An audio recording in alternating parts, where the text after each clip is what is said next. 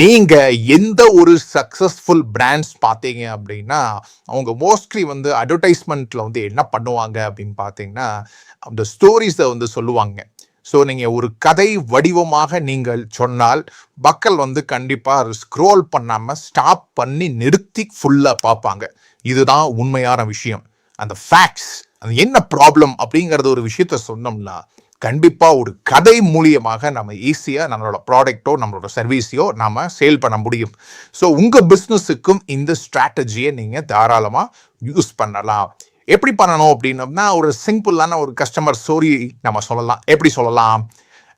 Heel pain இருந்த uncle பார்த்தீங்கன்னா, இப்போ பெயின் ஃப்ரீயா வாக் பண்றாங்க. இந்த மாதிரி சொன்னோம்னா ஆடியன்ஸ்க்கு வந்து ரொம்ப ஈஸியா கனெக்ட் ஆகும். ஸோ அப்போ என்ன பண்ணுவாங்க பெரிய பெரிய சக்ஸஸ்ஃபுல் பிராண்ட்ஸ் எல்லாம் பார்த்தீங்க அப்படின்னா, கஸ்டமரோட ஸ்ட்ரகிளை வந்து காட்டுவாங்க. அவங்க என்ன ப்ராப்ளம் ஃபேஸ் பண்ணுறாங்க அப்படிங்கிறத காட்டுவாங்க.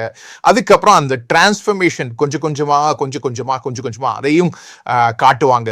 ஸோ இது பண்ணினீங்க அப்படின்னா உள்ளுக்குள்ள ஒரு எமோஷனை வந்து கிரியேட் ஆகும். ஸோ அந்த எமோஷன் தான் ரொம்ப ரொம்ப ரொம்ப இம்பார்ட்டன்ட்.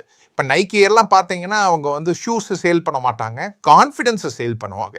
ஆப்பிள் ஃபோன் பார்த்தீங்கன்னா அவங்க ஃபோன் சேல் பண்ணாமல் அவங்க லைஃப் ஸ்டைலை வந்து சேல் பண்ணுவாங்க. ஸோ இதுக்கு பேர் தான் ஸ்டோரி மார்க்கெட்டிங் அப்படின்னு நம்ம சொல்லுவோம்.